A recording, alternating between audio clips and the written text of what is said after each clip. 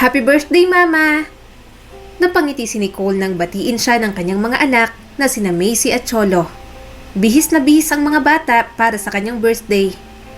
Anak, happy birthday! Hindi ba talaga makakauwi ang asawa mo ngayon?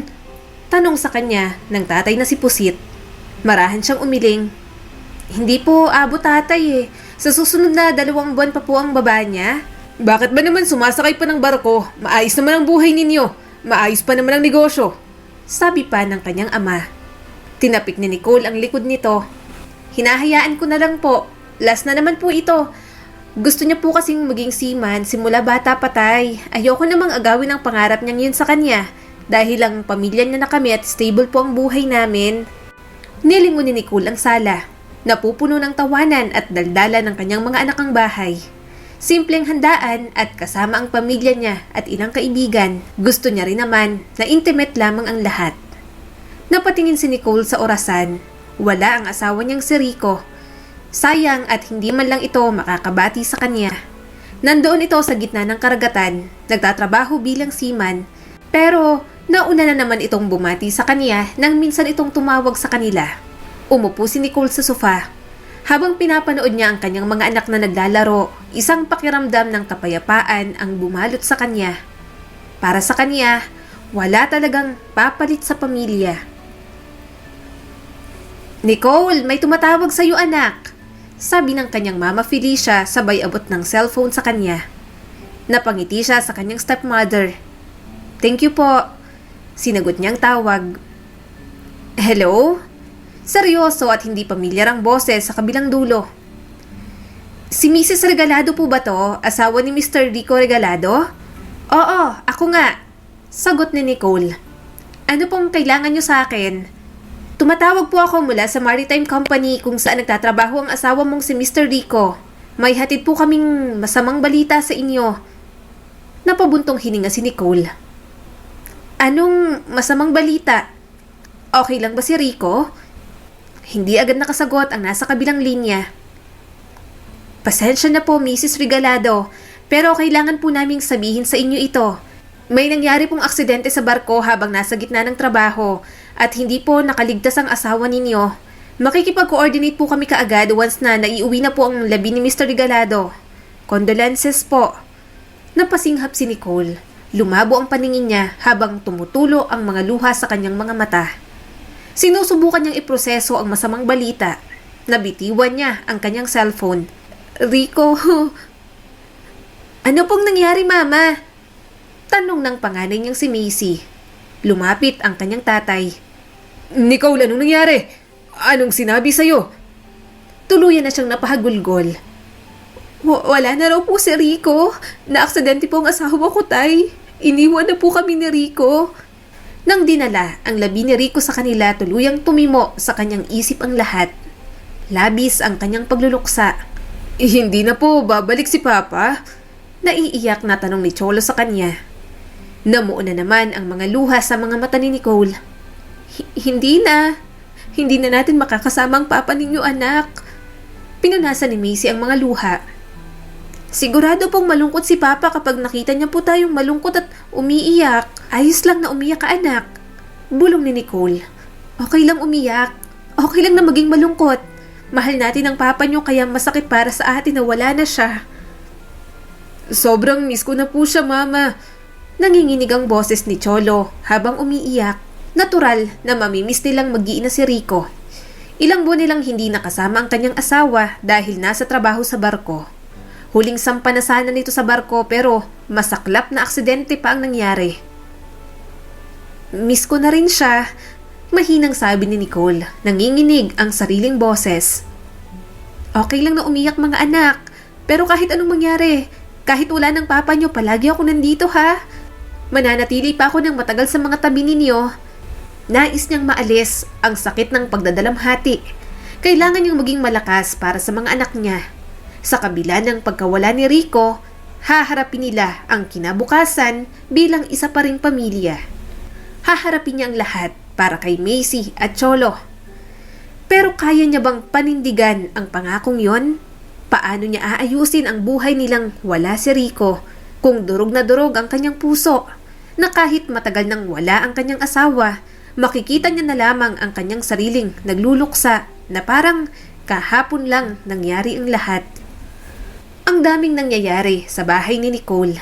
Abala siya sa kanyang laptop habang nasa loob naman ng silid ang kanyang mga anak. Nakita niya si Macy na nanonood ng educational show sa tablet nito habang si Cholo naman ay nasa sahig at naglalaro ng mga laruan. Tumayo si Cholo at lumapit sa kanyang lamesa. "Mama, tingnan mo, ang ganda ng superhero." Nagpatuloy siya sa pagtatype. "Cholo, later na, busy ako. Macy, pakihinaan ang audio ng tablet mo. May ginagawa ako. Nagwo-work ako. Nadidistract ako sa inyo." Pero hindi ito nakinig. Nakatuon pa rin ang atensyon nito sa tablet. Sinigawan niya si Macy. "Macy, sinabi ko na hinaan mo yan, diba? Mas mabuti pa bumalik ka na lang sa kwarto mo at doon ka manood niyan." Padabog na tumayo si Macy sa couch at lumabas ng silid. Natigilan siya sa pagtatype. Habang lumalaki, nagiging pasaway talaga ang kanyang panganay na anak. Saktong paglabas ni Macy ang pagpasok naman ng kanyang mga magulang. Huminga na lamang siya ng malalim. Hindi kailangan ni Nicole ng stress ngayon. Marami pa siyang kailangang gawin at kausapin para sa negosyo. "Nicole, bakit padabog na umalis si Macy?" Tanong ng kanyang amang si Pusit. "Nagiging pasaway na naman po siya. Hindi po nakikinig ang mga anak ko sa akin." Naiinis na sabi ni Nicole. "Hindi nakikinig sa iyo ang mga anak mo dahil hindi mo naman rin sila pinapakinggan," sabi naman ng kanyang ama. Sinaway ito ng kanyang stepmother. "Pusit, wag mong kausapin ng ganyan ang anak mo. Marami lang siyang problema ngayon." Natigilan si Nicole. Mabait ang kanyang ama. Ni minsan hindi sila nagkaroon ng malaking pag-aaway. Pinalaki siya nito ng maayos. Maging ang kanyang stepmother na si Felicia, nakakasundo niya. Kaya bago sa kanyang pinagsasabihan ng ganoon, kung kailan pa talagang matanda na siya at may sarili ng mga anak. "Hindi! Dapat magising siya sa katotohanan. 3 taon na simula nang mawala si Rico at hanggang ngayon, nagluluksa pa rin siya. Hinahabilin lang sa mga yaya ang mga bata. Pero atensyon niya naman ang kailangan," sabi pa ng kanyang ama. Hindi makasagot si Nicole. Totoo rin naman kasi ang sinasabi nito. Puro na lamang siya trabaho. Nawala na siya ng oras para sa kanyang mga anak. "Mabuti na lang at nandito pa kami ng Mama Felicia mo para alalayan ka sa pag-aalaga sa mga apo namin. Pero, paano kapag dumating ang araw na kayo na lang? Ano na lang ang mangyayari sa inyo? Nung naghiwalay kami ng tunay mong ina, para rin akong nawalan pero hindi ko hinayaang maapektuhan ka sa kahit na anong paraan. Magulang ka, Nicole. Sana isipin mo higit sa lahat ang mga anak mo. Lalo na't mga bata pa sina Macy at Cholo." Bumaha ang guilt sa kanyang dibdib. "Hindi ko naman po sila pinababayaan. May tinatapos lang po talaga akong trabaho." Lumapit sa kanya si Felicia at hinawakan ang kanyang kamay. "Nicole, alam naman namin yon. Pero mga bata pa ang mga anak mo at nauuhaw sila sa atensyon at pagmamahal mo. Hindi na ikaw ang katulad ng dati, anak. Yun ang hinahanap ni Macy at Cholo sa'yo. Kung masakit para sa'yo, isipin mo na masakit din para sa mga anak mo. Nawalan din sila ng ama. Ikaw na lang ang aasahan nila." Hindi komportableng umiling si Nicole. "Malapit na po akong matapos dito. Meron po akong isang malaking project at..." "Nicole, masaya akong mahal mo ang negosyong itinayo ko." Malumanay na sambit ni Pusit. Ang boses niya ay may bahid ng pag-aalala. "Pero, nag-aalala kami sa'yo. Dapat binibigyan mo ng oras si Macy at Cholo. Namimiss ka na nila." Tumigil si Nicole sa pagtatype. Nanginginig ang kanyang mga balikat. Alam niya ang pagkukulang sa kanyang mga anak, pero hindi niya alam na napapansin na rin iyon ng ibang tao. Nanlambot ang mga mata ng kanyang Mama Felicia. "Naiintindihan namin na nagsusumikap ka, Nicole. Pero ang mga oras na makakasama mo ang mga anak mo, higit pa sa trabaho. Maikli lang ang buhay kaya bawat oras, huwag mong sayangin na makasama mo ang mga anak mo." Naninikip ang dibdib ni Nicole at napakagat sa kanyang labi. Sumagi sa kanyang isipan ang mukha ni Macy at Cholo. Puno ng pananabik ang maliliit na mukha ng mga ito. Naghihintay na mapansin niya. Nadudurog ang kanyang puso. Alam niyang binibitiwan niya ang mga ito, pero nahihirapan din naman siya. At ang pagtatrabaho lamang ang tanging niyang paraan para hindi maging malungkot sa pagkawala ni Rico. "Sorry." Mahinang sabi ni Nicole, bahagyang nabasag ang boses. Sinisikap ko pong maging busy. Sinusubukan ko pong i-distract ang sarili ko. Nagpalitan ng nag-aalalang tingin ang kanyang mga magulang. Lumapit ng isang hakbang si Pusit. Banayad ang boses ngunit puno ng pangunawa. Nagpatuloy si Nicole. Mula kay Rico, mula sa kanyang pagkawala, hindi ko po talaga kayanin hanggang ngayon.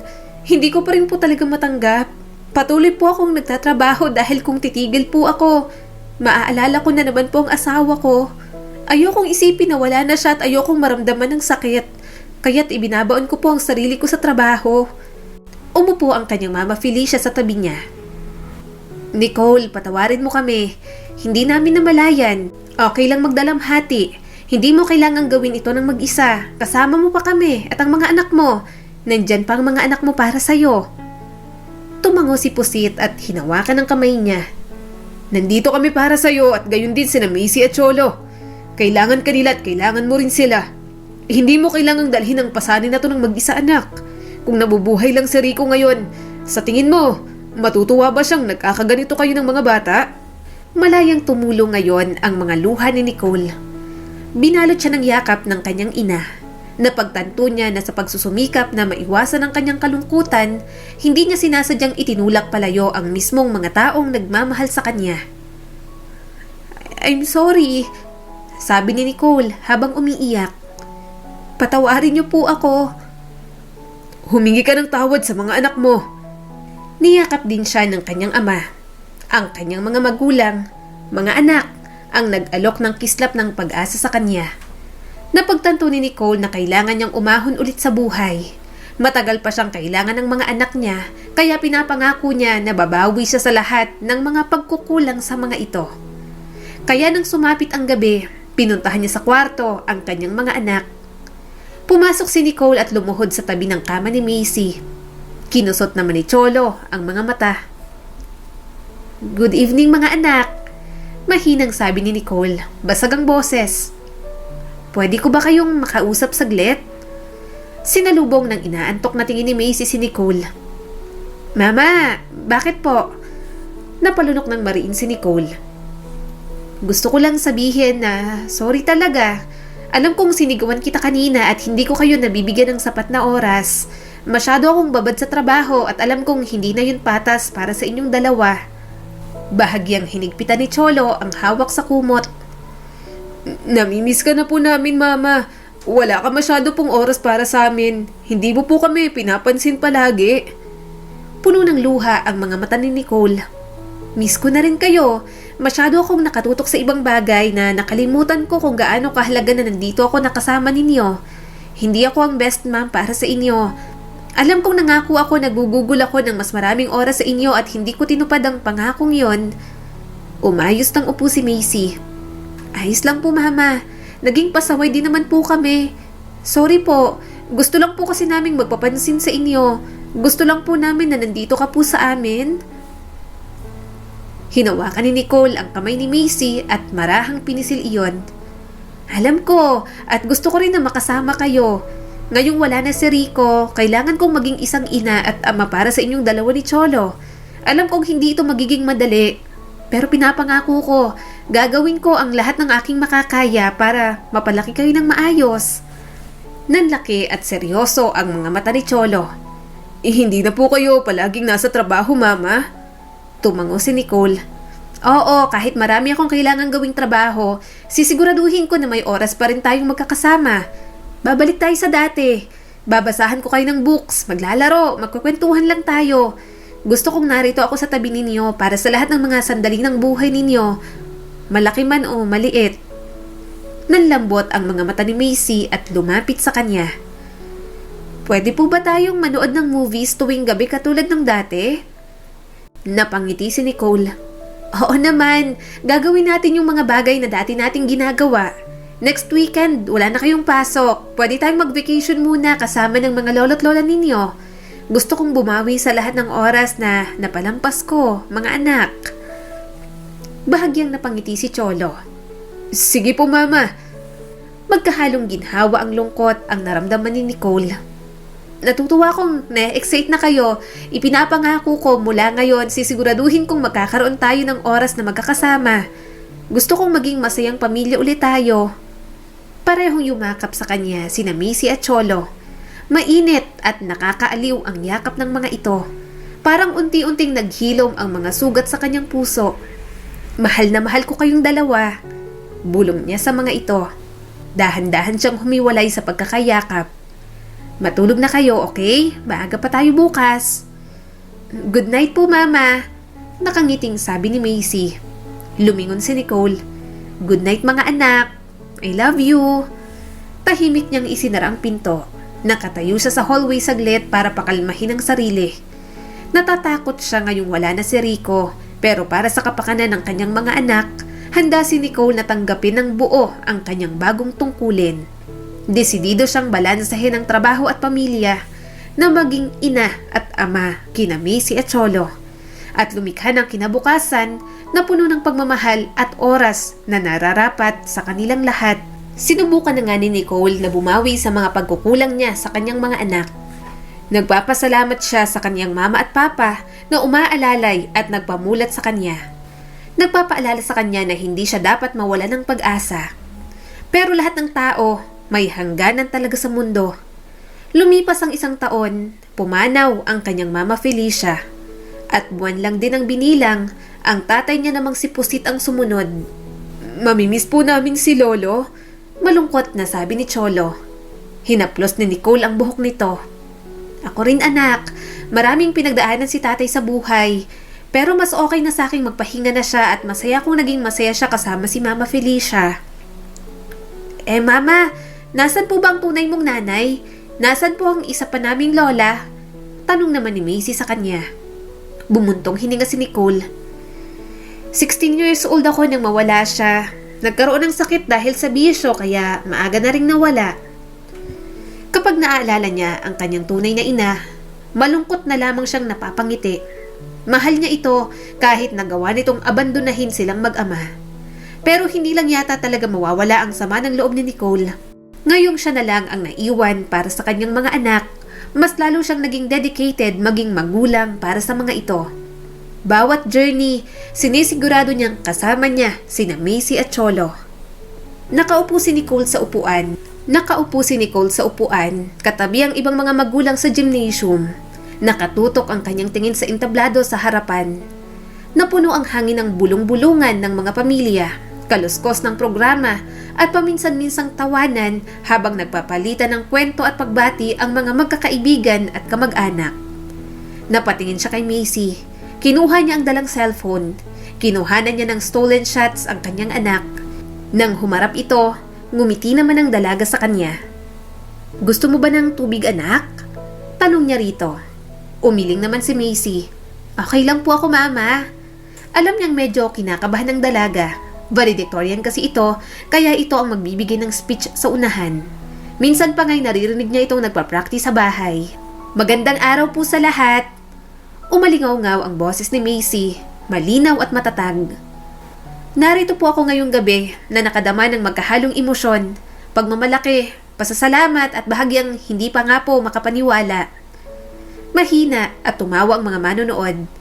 Parang may humaplo sa puso ni Nicole. Sobrang proud siya sa kanyang anak. Wala po sa mga ito ang magiging posible kung wala ang suporta ng aking pamilya, ng aking mga guro at ng aking mga kaibigan. At syempre, ang mama ko pong hindi kailanman napagod sa amin ng kapatid ko. Namilog ang mga mata ni Nicole. Alam niyang ang tagumpay ni Macy ay hindi lamang para rito, kundi salamin ng sama-samang suporta at paghihikayat mula sa mga taong nakapaligid sa kanyang anak. Nagpatuloy ang talumpati. Binanggit ni Macy ang mga hamon na kinakaharap, mga aral na natututunan at ang kahalagahan ng pagpupursige sa mga pangarap ng isang tao. Naiiyak siya. Mature na talagang mag-isip ang kanyang panganay na anak. Ang galing mo sa speech mo kanina anak, sabi ni Nicole sa dalaga. Ngumiti naman si Macy sa kanya. Salamat po mama, hindi ko po ito magagawa kung wala ka. Thank you po. Palagi kayong supportive sa amin ni Cholo. Niyakap niya ito ng mahigpit. Ano ka ba naman? Siyempre mama niyo ako, palagi ako nakasuporta para sa inyong dalawa. Oo nga po pala, nasa na si Cholo? Tanong nito sa kanya. Nasa restaurant na, nauna na siya. Kaya halika na para makapag-celebrate tayong tatlo. Huminga ng malalim si Nicole. Ninanamnam ang sandaling yon. Habang nagmamaneho siya patungo sa restaurant, nadama ni Nicole ang labis na pagmamalaki at kagalakan. Masaya siyang napalaki niya ng maayos ang kanyang mga anak kahit siya na lamang mag-isa. Napangiti si Nicole habang inilalagay ng waiter ang huling pagkain sa mesa. Hindi pa rin ako makapaniwala na tapos ka na sa high school, Macy. Ang bilis niyong lumaki. Paano naman sa college? Anong gusto mong kunin? Gusto mo bang mag-business ad para may alam ka sa negosyo natin? Huminga ng malalim si Macy. Napag-usapan po namin yan ni Cholo. Siya rin po kasi talagang may hilig sa negosyo natin. Gusto ko pong mag-aral ng law. Matagal na po kasi akong interesado doon. Parang gusto ko pong maging abogado. Bahagyang nanlaki ang mga mata ni Nicole. Law? Malaking desisyon yun, Macy. Bakit naman yun ang napili mong kurso? Gusto ko na po talaga yun simula pa nung una, mama. At gusto ko pong mapabilang sa legal system ng Pilipinas. Parang ito po ang tamang landas para sa akin. Paliwanag ni Macy. Mas lalong nagmamalaki ang puso ni Nicole. Napakaganda ng gusto mong tahakin, Macy.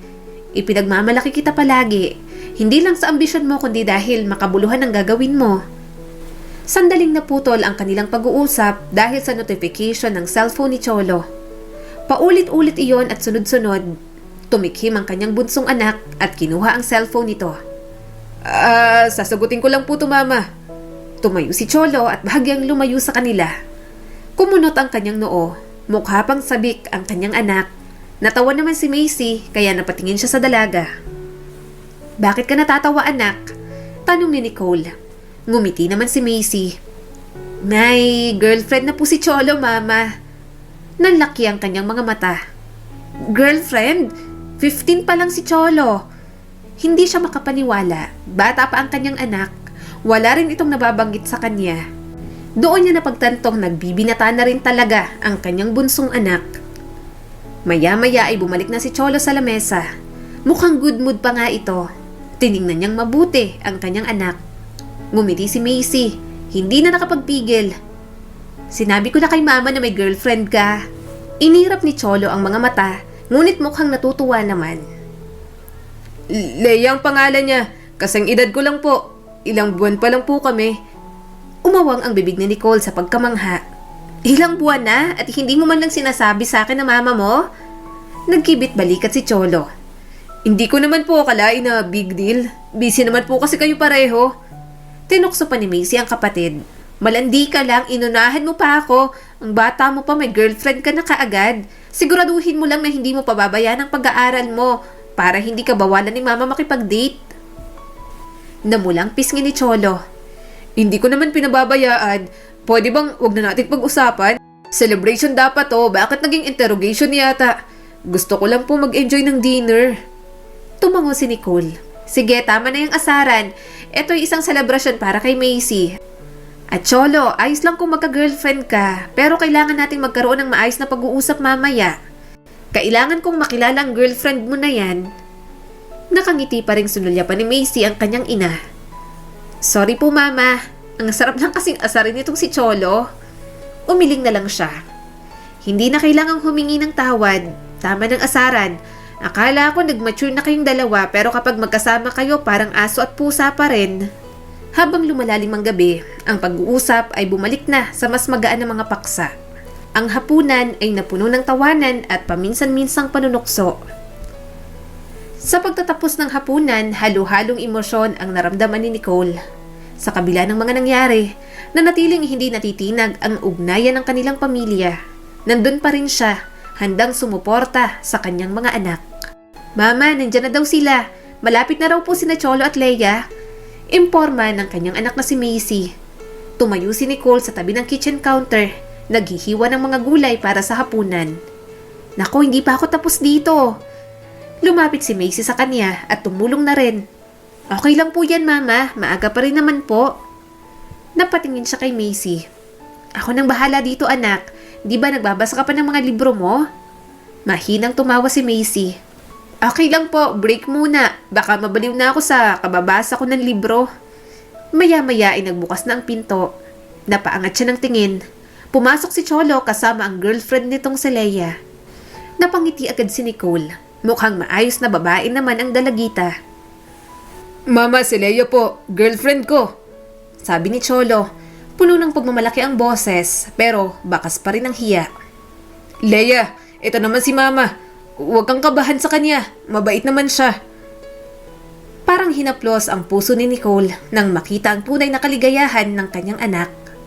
Inilapag niya ang kutsilyo, pinunasan ang kanyang mga kamay. Naglakad siya papalapit para batiin si Leia. Malugod na pagtanggap ang kanyang ngiti at inilahad ang kanyang kamay. Ikinagagal akong makilala ka, Leia. Nicole ang pangalan ko pero pwede mo kong tawaging Tita Nicole. Masiglang sabi niya rito. Lumawak ang ngiti ni Leia.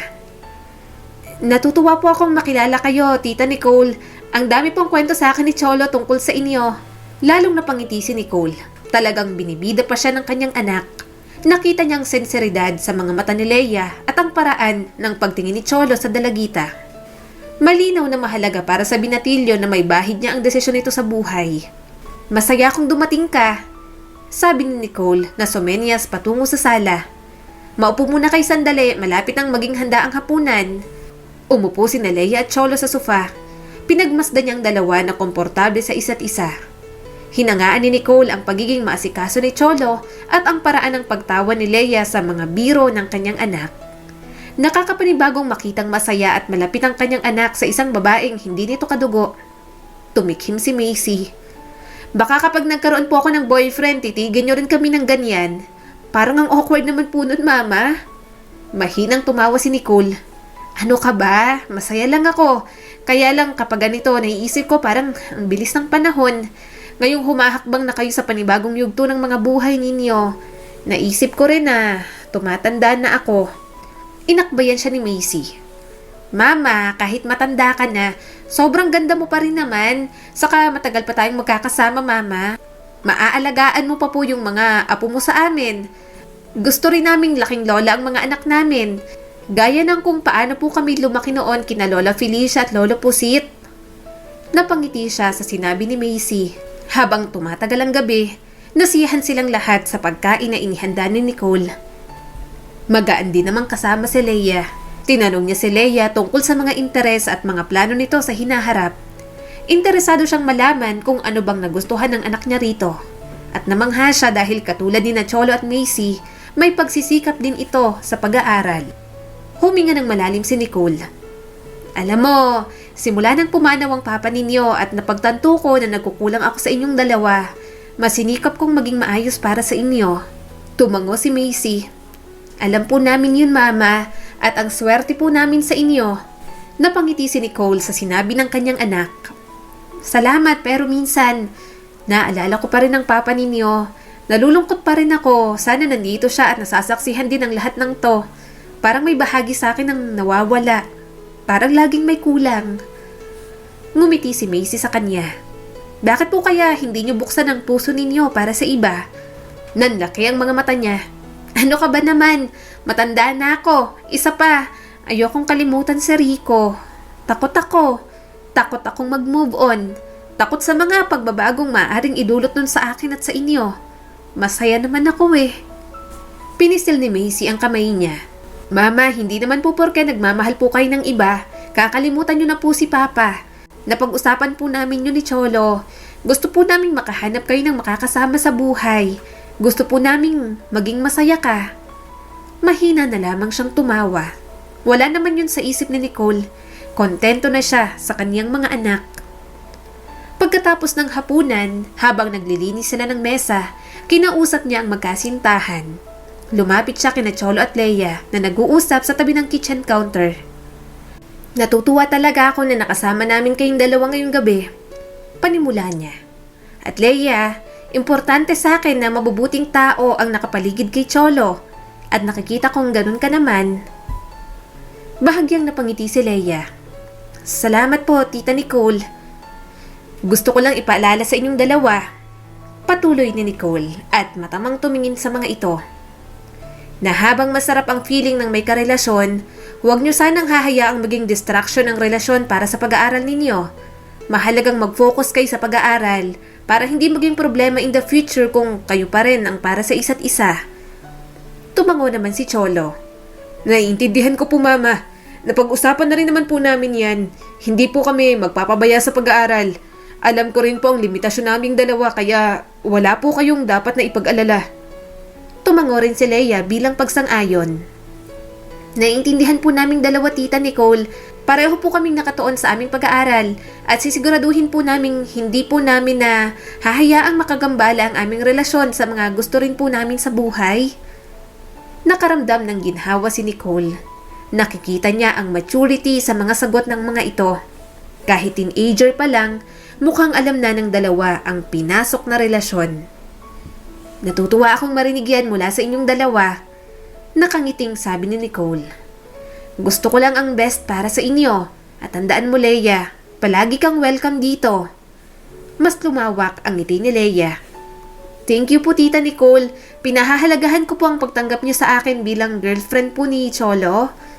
Alam niya na ang pagiging isang magulang nangangahulugan ng paggabay sa kanyang mga anak ng may pagmamahal at pangunawa. Umaasa siyang maging mas masaya si Cholo kay Leia. Patuloy na dumagdag ang mga taon. Gusto niya pang masaksihan ang mga anak niyang makadiskubre ng ibang bagay sa mga buhay nila. Pero hindi na yata yun pahihintulutan ng Diyos. Nakaupo si Nicole sa klinik. Hindi niya alam kung bakit sinasabing manatili muna siya roon. Pumunta siya para sa monthly check-up niya. Kaya ngayong pinagstay siya ng matagal ni Doc Milan, kinakabahan siya. Maya-maya, pumasok na si Doc Milan. Hi Nicole, nandito ng results ng tests mo. Tumango si Nicole. Sinusubukang patatagin ang kanyang paghinga.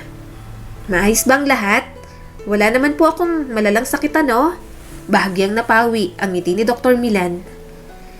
Hindi ko alam kung paano ko sasabihin sa'yo to. Hindi lang ako doktor, kundi kaibigan mo. At nalulungkot ako para sa kalagayan mo. May nakita akong bukol sa dibdib mo, Nicole. Maaring may sakit ka.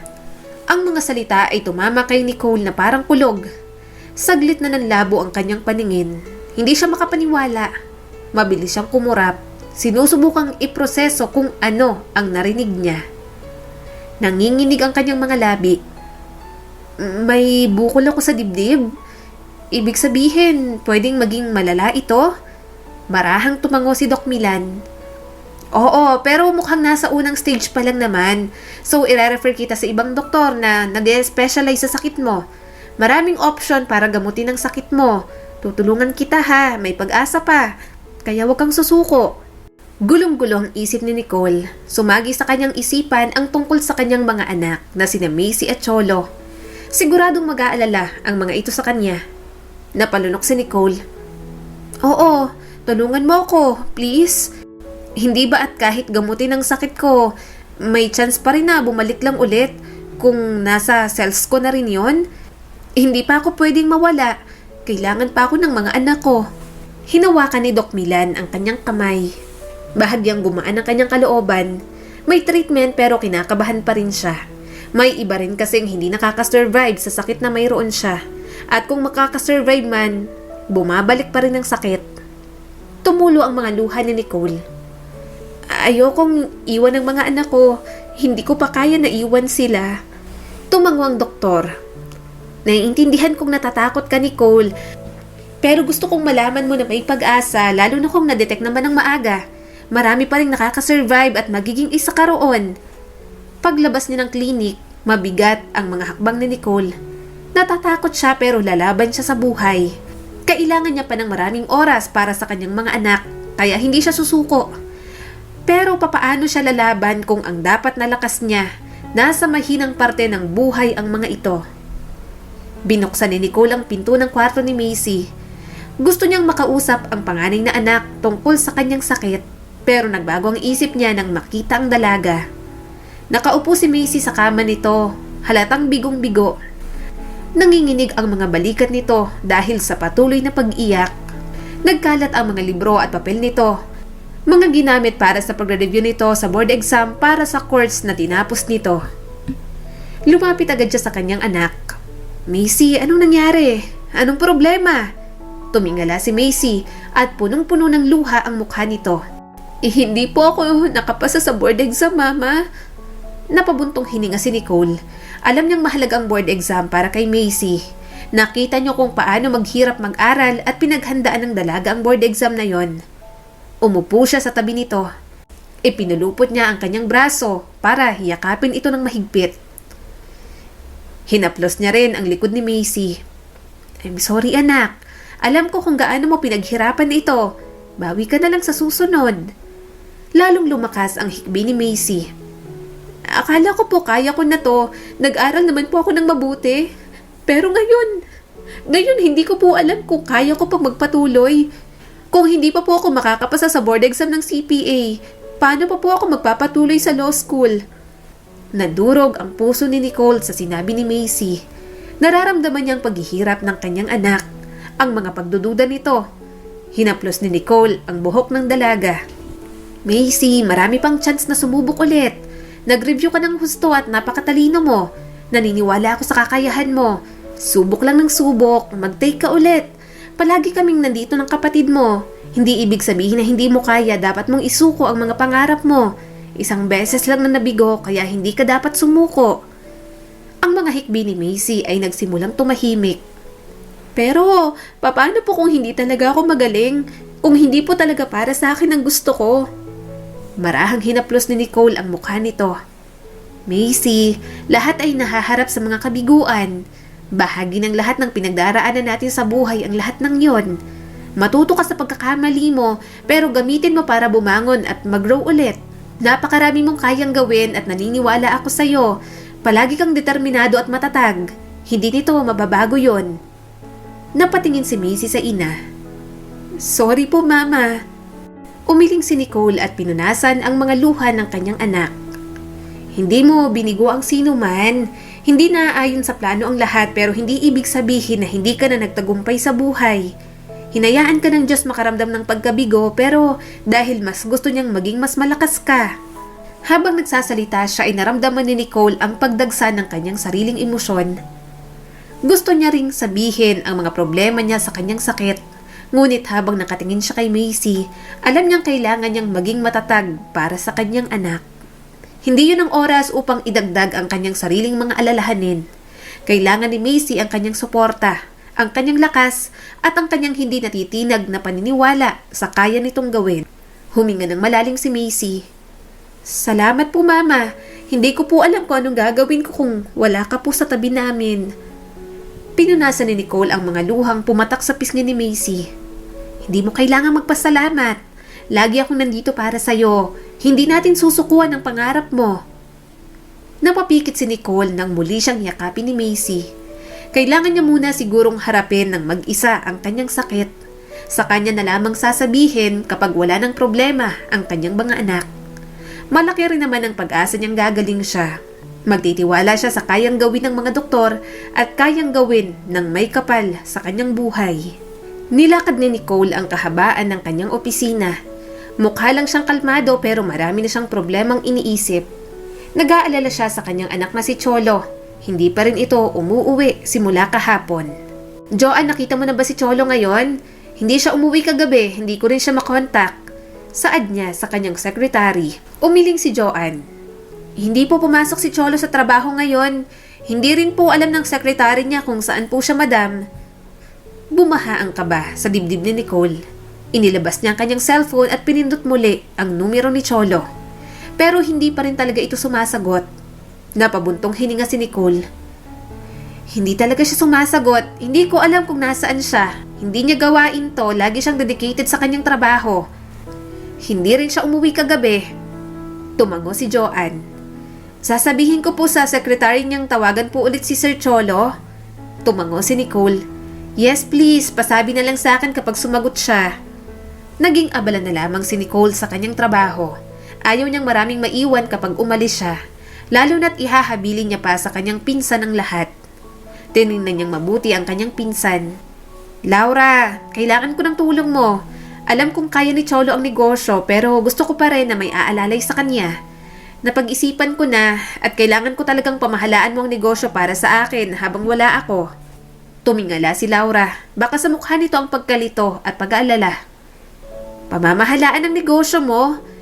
Nicole, anong nangyayari? Saan ka pupunta? Huminga ng malalim si Nicole. Napaiwas siya ng tingin. Napapatingin siya sa picture frame sa desk, larawan ng kanyang mga anak at ng kanyang yumaong asawa na si Rico. Napalunok si Nicole. May sakit ako, Laura. May nakitang bukol sa aking dibdib. Breast cancer. Kailangan kong sumailalim sa operasyon at pagpapagamot. Hindi to isang bagay na gusto kong pag-usapan at malaman ng kahit na sino. Ngunit wala akong pagpipilian. Mukhang may problema ang anak kong si Cholo. Please, maraming pinagdaraanan si Missy at Cholo ngayon. Huwag mong sabihin sa kanilang kalagayan ko. Nanlaki naman ang mga mata ni Laura.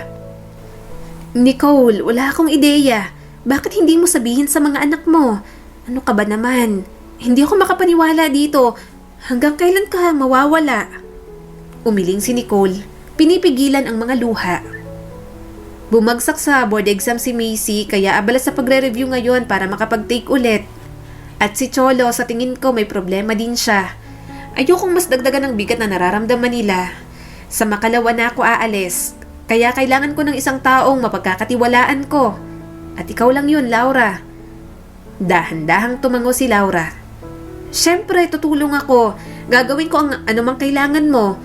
Pero bakit hindi mo sinabi kina Missy at Cholo? Dapat nasa tabi mo sila.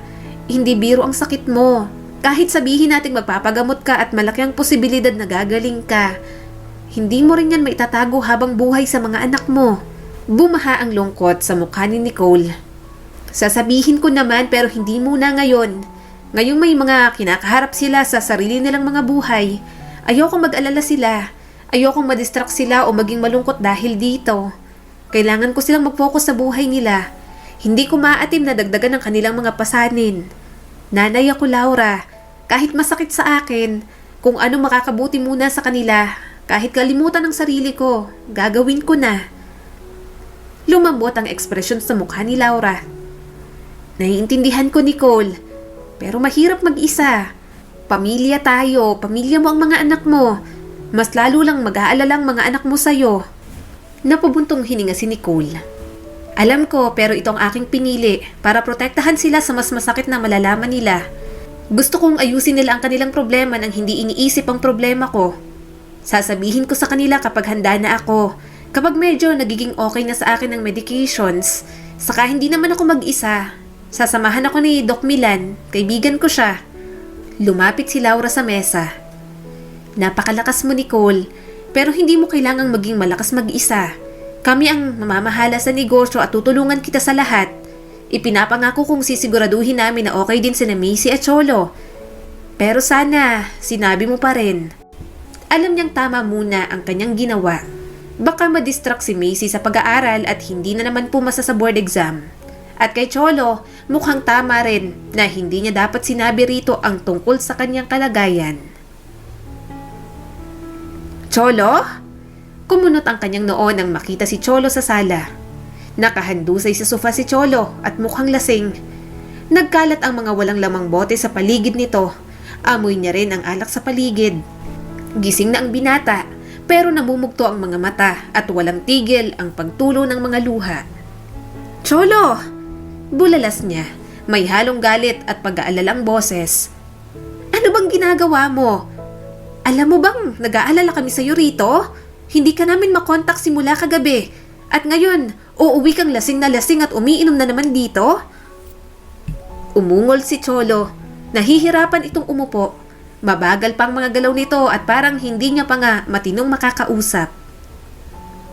Mama, ano pong gagawin ko? Bigong-bigo nitong tanong sa kanya.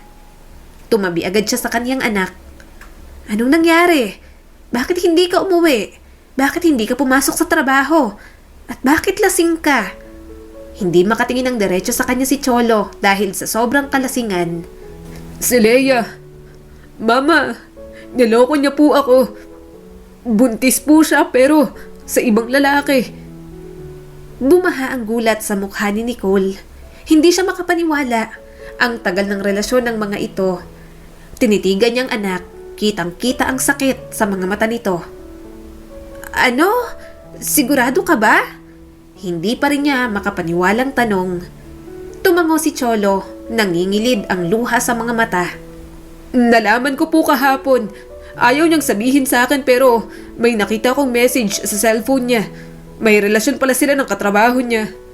Mama, nabuntis pa. Akala ko kami na po hanggang dulo. Simula bata pa kami na. Ang dami po naming pinagsamahan. Kaya ang sakit-sakit po ng ginawa niya sa akin.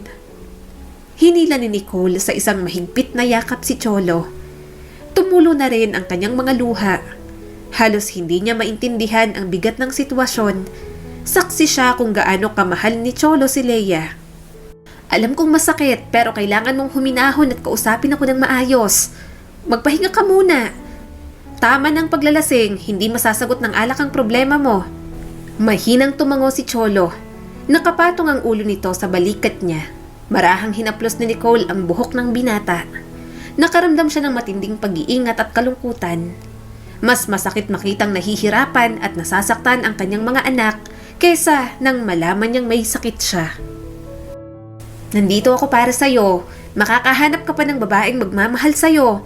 Makaka-move on ka rin kay Leia. Bulong niya sa bayakap sa anak. Malalampasan mo rin ito, Cholo. Kailangan siya ng kaniyang mga anak. Hindi niya pwedeng iwan ang mga ito ng parehong mahina. Kaya kahit anong mangyari, lalabanan niya ang kanyang sakit. Magpapagaling siya para makasama niya pa ng matagal sina Cholo at Macy. Lumipas ang mga linggo, hindi pinapahalata ni Nicole na may nararamdaman na siya. Ang mahalaga sa kanya, makitang maayos muli ang kanyang mga anak. Pinamahalan niya rin muna kay Laura ang negosyo. Bago pumunta sa ospital, hinayaan niya muna ang sariling makasama ang kanyang mga anak. Pinaramdam niya ang pagmamahal at suporta sa mga ito para muling bumangon sa mga problemang kinakaharap. Good morning, Nicole. Bati ni Dr. Milan pagkaupo sa tapat niya. Salamat sa pag-imbita sa akin for dinner. Ano bang favor ang hihingiin mo? Tipid na ngumiti si Nicole. Salamat sa pagpunta, Doc. Alam kong busy ka pero nagawa mo pa rin pumunta. Kailangan kong humingi ng pabor sa'yo. Medyo malaki lang, baka makaapekto pa kung may girlfriend ka. Bahagyang napayuko si Dr. Milan. Wala akong girlfriend. Naging abala ako sa trabaho kaya nawalan na rin ako ng oras maghanap ng mapapangasawa. Ano bang paborang hihingiin mo? Napabuntong hininga si Nicole. Tungkol ito sa mga anak ko, kina Macy at Cholo. Kailangan kong magpa-opera sa lalong madaling panahon. Alam mo naman yon, di ba? At ayaw kong malaman ng mga anak ko ang kalagayan ko kasi marami pa silang problemang kinakaharap. Ayaw kong alalahanin pa nila ako. Kumunot ang noo ni Doc Milan sa pag-aalala. Sigurado ka ba? Mas maganda kung nandyan ang suporta ng mga anak mo. Umiling si Nicole. Alam kong mahal nila ako at kailangan pa nila ako sa buhay nila. Ang mga yun pa lang, suporta na at nagpapalakas na sa akin. Mas manghihina lang ako kapag nakita ko silang malungkot dahil sa kalagayan ko. At kailangan kitang magpanggap na boyfriend ko. Nasamid si Doc Milan sa iniinom na tubig. Magpapanggap na boyfriend mo? Tumango agad si Nicole. Sasabihin nating magkasama tayong magbabakasyon. Pero ang totoo, nasa ospital ako at nagpapagaling. Matagal ng kaibigan ni Nicole si Dr. Milan. College pa lang sila, naging kaibigan niya na ito. Naging mas malapit pa sila dahil best friend ito ni Rico noon at ninong din ni Macy.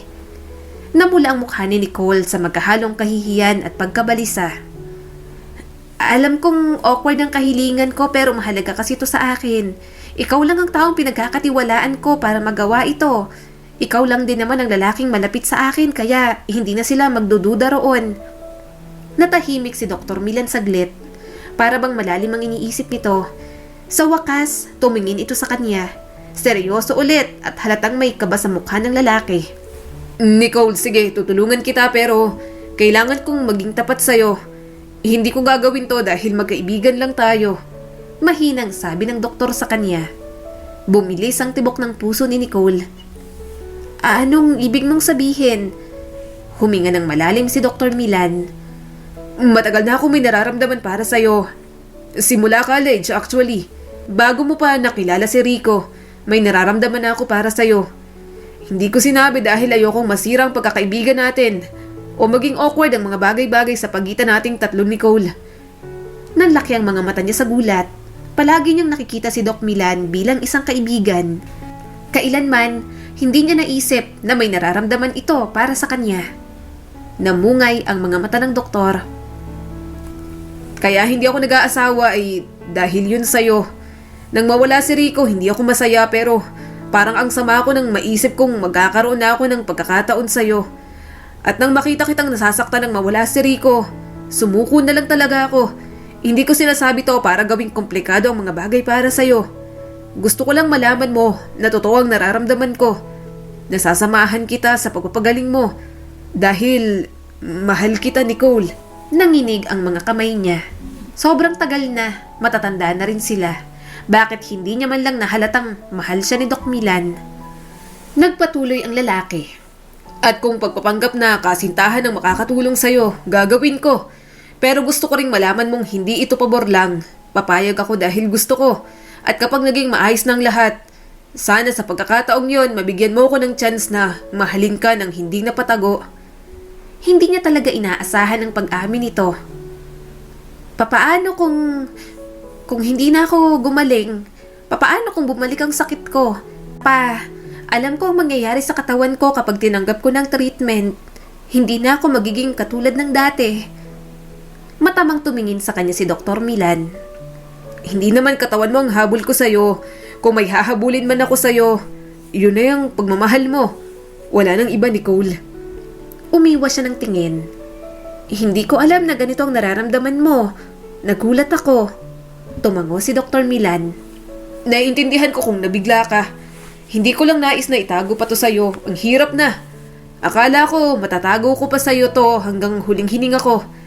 Pero sigurado akong malaki ang pagsisisihan ko kung hindi ko man lang maaamin sa'yo ang aking nararamdaman.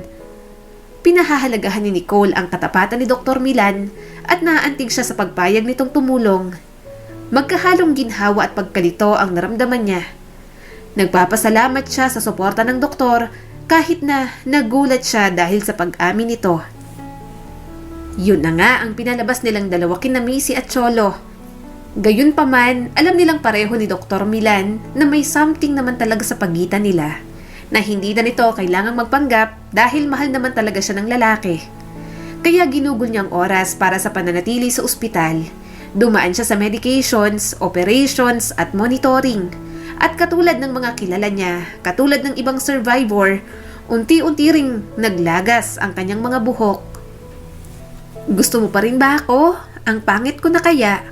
Pangaasar ni Nicole kay Dr. Milan. Umiling naman ito. Hindi ka kailanman naging pangit sa paningin ko. Tiningnan niyang mabuti ang doktor. Magkaroon tayo ng kasunduan. Tipid na napangiti ang lalaki.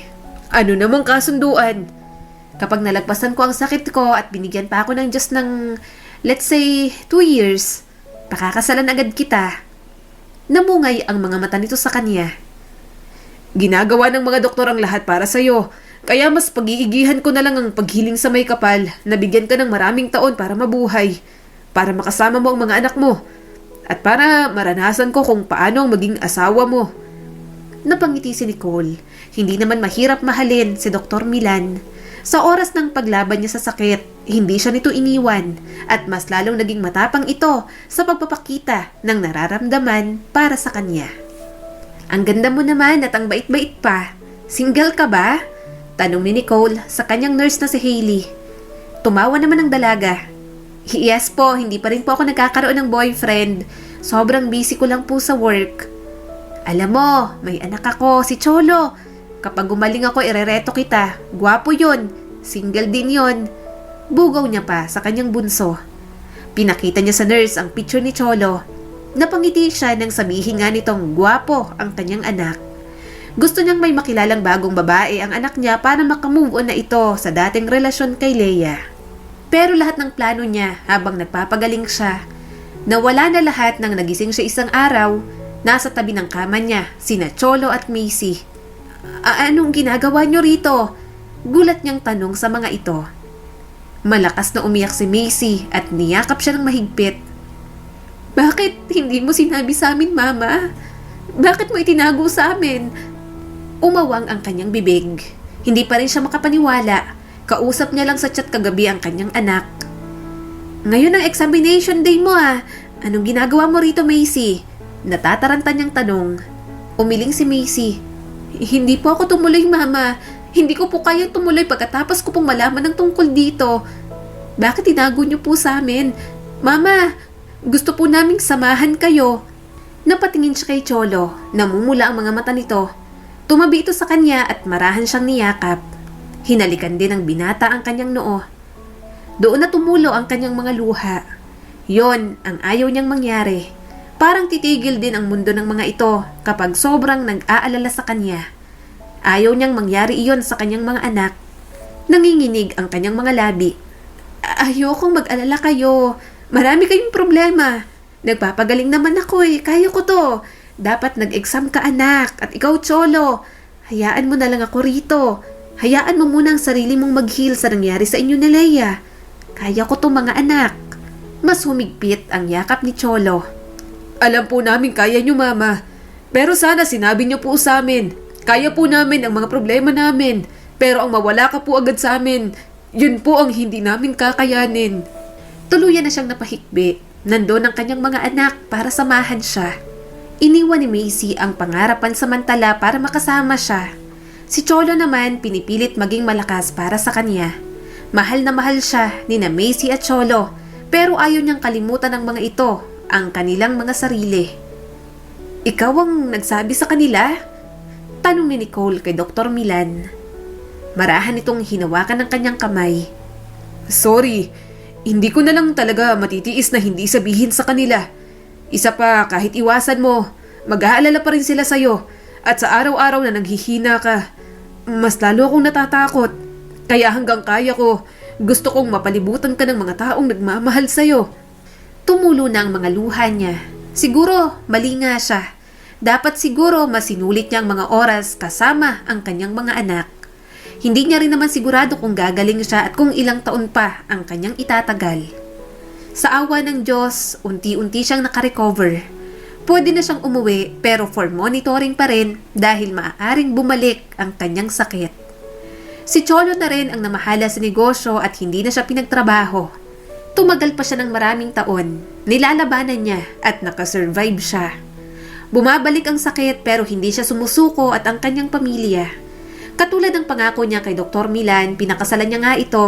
Simple lamang pero sobrang saya niya. Naranasan niya ulit kung papaano ang umibig. At kahit ganoon ang nangyari, masaya siyang nakitang mag-asawa si Macy at maging isang abogada. Limitado man at nag-iingat ang mga kilos, masaya pa rin siyang nasa mundo pa rin.